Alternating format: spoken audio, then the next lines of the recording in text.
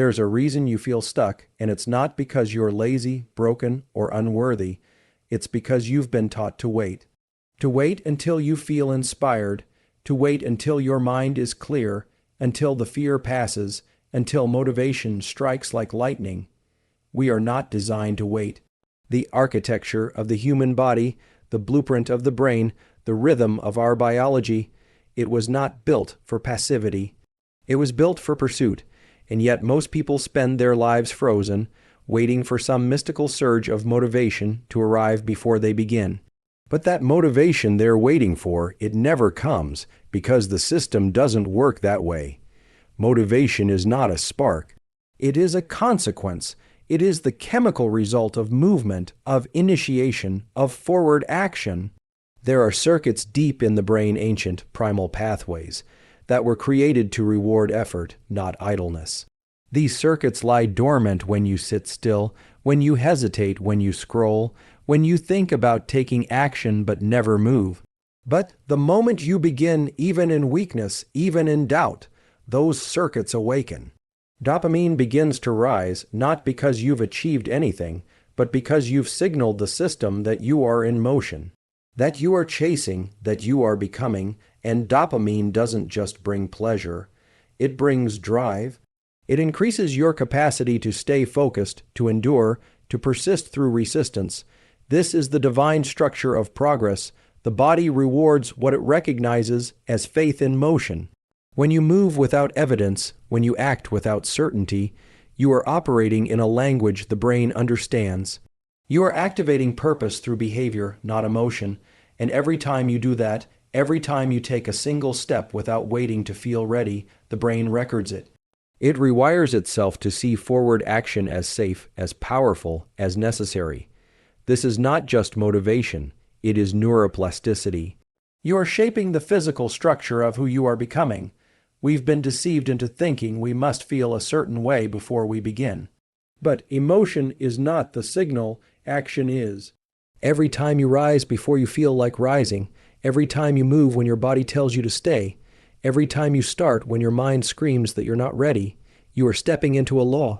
Older than time, obedience creates momentum, not the kind forced by fear or shame, but the kind born from deep alignment with your design. You are made to move first, to act in faith, and only then, in the wake of that obedience, does the internal fire ignite. This is more than brain chemistry. This is spiritual architecture, a divine pattern embedded in the flesh and blood of humanity. Action leads, emotion follows, intention births transformation. And the longer you wait to feel something before you do something, the longer you train your brain to depend on emotion instead of discipline. But the moment you reverse that order, when you act first and let the feeling come after, you reclaim authority over your system. You reclaim the throne of your own mind. And from that place, you don't need to wait for motivation ever again. Your eyes are not just tools to see the world. They are levers that control your internal world. Inside your skull, your eyes are part of your brain. They are not separate. They are brain matter pushed forward during development, connected directly to the neural circuits that regulate energy, alertness, motivation, and mood. The way you use your vision, how and where you focus tells your entire nervous system what to prepare for. That means your focus isn't just a mental exercise. It's a physical signal, a command, and the body responds. When you narrow your gaze, when you deliberately focus on a single point, a task, a target, you activate systems in your brainstem and forebrain responsible for pursuit. These are not vague, abstract functions. They are primal, hardwired, and when they are triggered, they initiate a chain reaction. Norpine, freen increases, sharpening attention. Dopamine rises, reinforcing effort. The brain and body shift from scattered and reactive to directed and intentional. You move from chaos to clarity, not by thinking about it, but by anchoring your eyes. This is not just science. It is sacred because focus is worship. Whatever you behold, you become, and the longer you dwell on distractions, the more you scatter your power. But when you learn to command your gaze, when you stop allowing your eyes to be hijacked by noise, screens, fear, comparison, you are taking back dominion over your state. You are stepping into alignment with how the Creator designed your system, to lock in, to target, to pursue with holy aggression. There is no motivation without direction, and direction begins with vision. If your eyes are bouncing between tasks, drowning in digital noise, constantly exposed to novelty and stimulation, your brain doesn't know what matters. It stays in survival mode, but the moment you bring your eyes to one thing, the hard thing, the important thing, the mission, you are telling your body, this is where we go now. That signal alone, repeated with discipline, is enough to change your chemistry. Monks, soldiers, prophets, they all understood the power of still eyes and fixed focus. Science now confirms what the ancient disciplines practiced. Your vision dictates your physiology.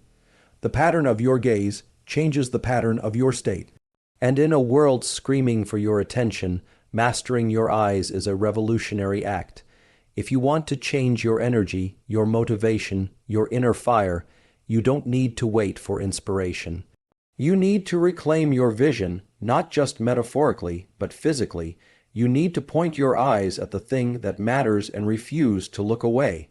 Because when your eyes lock in, your brain follows, your body follows, your spirit follows, and what once felt impossible suddenly becomes inevitable. The battle is not out there, it's where you choose to look. You cannot drift into discipline, you must focus into it. And that focus begins not in the heart, not in the mind, but in the eyes. Dopamine is not the reward for victory. It is the engine of pursuit. It is not released when you arrive. It is released when you begin, and this truth, once understood, changes everything. Because the culture has trained you to chase dopamine through pleasure, comfort, and passive consumption. It has taught you to wait until you feel good to move, but the biology says otherwise. Dopamine, the molecule that fuels drive, ambition, and sustained effort, isn't triggered by waiting. It is summoned by motion, by challenge, by risk. You were wired to receive internal reward not for dreaming, but for doing. There is a deep, divine principle at work here. When you step out in faith, when you move in the direction of your goal despite fear, uncertainty, or weakness, your brain responds by meeting you there. It begins to drip dopamine into your system like fuel into a fire, and the more you move, the more it flows. This is not just psychology. It is neuroscience, a built-in covenant within your own body. Pursue, and I will provide. That's what the brain says when you initiate effort. That's what the nervous system was designed to do. You take the first step, and the chemical reward system kicks in. Not the other way around, but most people reverse the order. They sit and wait. They ask for motivation before they move, and every day they wait, they reinforce a lie in their biology, that they are not meant to act until they feel ready. That waiting equals wisdom, but waiting, when divorced from obedience and forward motion, becomes decay. It becomes paralysis, because every day you do not pursue what you were built to pursue. You train your dopamine system to settle for less. Less purpose, less meaning, less life. The sacred design of dopamine is this: it rewards the process, not just the result. It shows up when you strive, when you sweat, when you dig deep. That means the feeling of motivation is not something you wait for. It is something you earn through initiation. It is the divine echo that says, you are on the right path, not because you've arrived, but because you've dared to begin. And in that beginning, in that risk, in that sacred defiance of stagnation, you awaken the inner fire. You do not need more pleasure. You need more pursuit. You need to realign your dopamine to the things that build you, not the things that numb you. You need to teach your brain that fulfillment comes from process, from progress, from the climb. Because when you learn to love the climb, you never have to chase fleeting highs again. Your reward becomes internal, sustainable, holy. This is what separates the passive from the powerful. The ones who wait to feel good die full of regret. The the ones who move before the feeling comes. They become unstoppable. Because their motivation isn't a visitor, it's a consequence of relentless pursuit. Before you ever spoke a word, before you ever stood or walked or moved, you breathed. The breath is the first rhythm of life, the divine pulse that enters you at birth and leaves only at death. And yet most people treat it like background noise, something automatic, unconscious, irrelevant. But your breath is not passive. It is power. It is the fastest, most direct way to take control of your internal state. The nervous system listens to the breath. It watches its pace, its rhythm, its depth, and responds accordingly. When the breath is shallow, chaotic, fast, the body assumes threat, prepares for fear. But when the breath is deep, slow, deliberate, the body shifts into focus, into strength, into clarity. This is not metaphor, it is biology. Inside your chest is a set of signals, neurons embedded in your lungs, your diaphragm, your vagus nerve, that report back to your brain, second by second, about your state. These signals are not just observations, they are instructions. They tell your brain whether to release stress hormones or calm ones, whether to prepare for stillness or battle. You can't always control the chaos around you, but you can always command your breath. And when you do, you are no longer a victim of emotion. You become the architect of state. One deep breath can interrupt a spiral of anxiety. 2 minutes of focused breathing can shift you from stagnation to high alertness. A deliberate exhale can lower your heart rate and increase your access to rational thought. The breath is a switch, a lever, a sacred tool placed directly into your hands by design. And yet, we ignore it, choosing instead to reach for distraction, for noise, for stimulation, when what we need is already within. In the ancient world, breath was spirit. The same word used for air, for life, was used for soul, and that truth still echoes in every inhale. Because when you take control of your breath, you are doing more than calming down. You are reclaiming dominion over your vessel. You are aligning body and mind with purpose. You are training your system to obey intention, not impulse. There are breath patterns that energize, that activate, that awaken. Quick inhales through the nose, controlled exhales through the mouth, tools used by warriors, athletes, and monks alike to prime the mind for focused effort. And there are breath patterns that ground, that still, that bring peace, long exhales, deep diaphragmatic breathing. These are not hacks. They are ancient technologies, written into your biology by something far greater than chance. If you feel stuck, distracted, unfocused, don't reach for motivation. Reach for breath, because breath is the bridge between who you are and who you're becoming. You don't need a new environment. You don't need more energy drinks, more scrolling, more stimulation. You need to stop, close your eyes, and take control of the only thing that's been with you since the beginning, your breath. From there, everything else can change before you set a goal, before you make a to-do list, before you try to change your habits or build discipline. You must understand one thing. You were created with rhythm. There is a clock inside every single cell of your body, not metaphorically, literally. A circadian clock that governs when you wake, when you sleep, when you feel alert, and when your body wants to recover. You can't cheat it. You can't outrun it. You either align with it, or you fight against the very design of your biology. When light enters your eyes in the morning, natural sunlight, not artificial glow from a screen, it strikes specialized neurons that send a signal to your brain. It's time to rise. This light kickstarts the release of cortisol, not the stress hormone we fear, but the activation signal your system depends on. It tells your body to generate energy. It sets the internal timer that will later release melatonin at night. It locks in your wake-sleep cycle, and yet most people start their day in darkness, scrolling under covers, trapped in screens, out of sync with the very rhythm that determines their drive.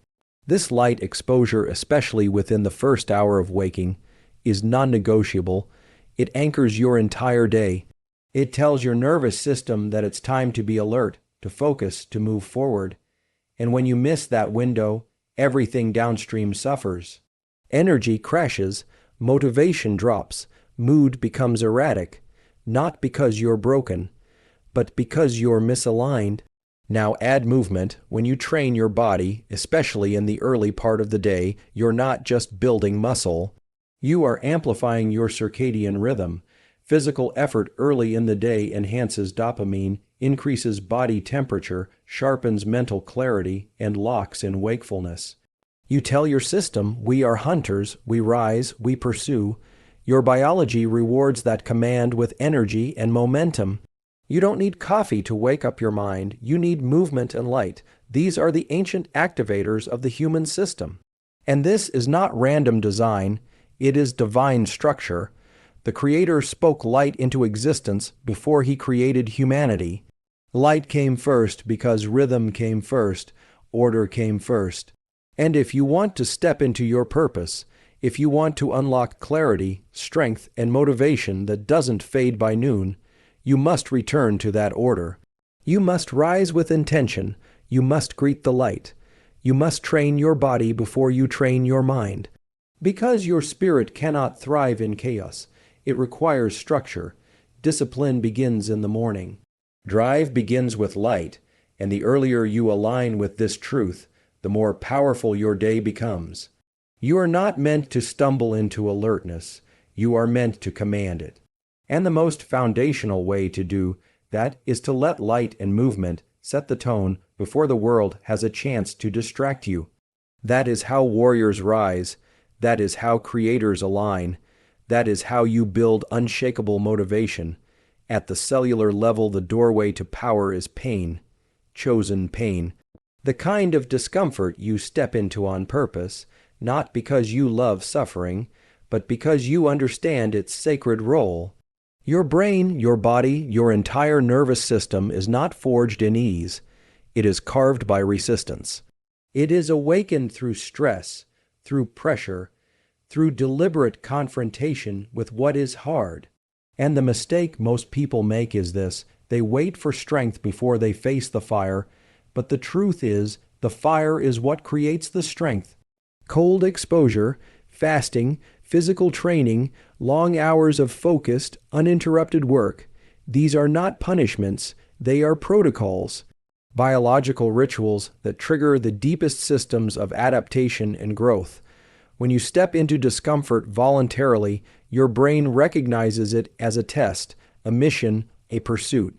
You aren't running from fear, you are running toward mastery, and in that pursuit your brain begins to change. Norepinephrine levels rise, sharpening your focus. Dopamine is released not from pleasure, but from the pursuit of purpose. You become more alert, more disciplined, more capable of sustained action. Discomfort becomes the signal not to stop, but to dig deeper. There is something holy in that, something ancient. The prophets, the warriors, the saints, they all knew this truth. That ease softens a soul, but challenge sanctifies it. The body was built to endure. The mind was wired to grow under stress. And when you deny that process, when you seek comfort above calling, you weaken the very system designed to carry your purpose. But when you embrace voluntary struggle, you awaken your God-given capacity to lead, to create, to overcome. You don't need to wait until life throws you into the storm. You can build the storm into your schedule. You can choose the fast, you can choose the cold, you can choose the workout, you can choose the silence. Because when you choose discomfort, you reclaim control. You tell your biology, I do not run from pressure. I rise under it. That message becomes hardwired into your nervous system. You don't just talk about discipline, you become disciplined. Because repetition under stress is what forms identity. The most powerful individuals on earth are not those who avoid struggle. They are the ones who schedule it, who plan for it, who enter it with eyes wide open, knowing that what they endure today becomes the fuel for what they will conquer tomorrow. Discomfort isn't just preparation, it is transformation. It is the wilderness where weakness dies and fire is born. The world will tell you to avoid what is hard, but your biology and your purpose tell you otherwise. You were built to adapt, you were built to rise, and every time you lean into discomfort, every time you choose resistance over retreat, you teach your brain that pressure is power. Not something to fear, but something to use, something to harness, something that turns ordinary people into unstoppable warriors,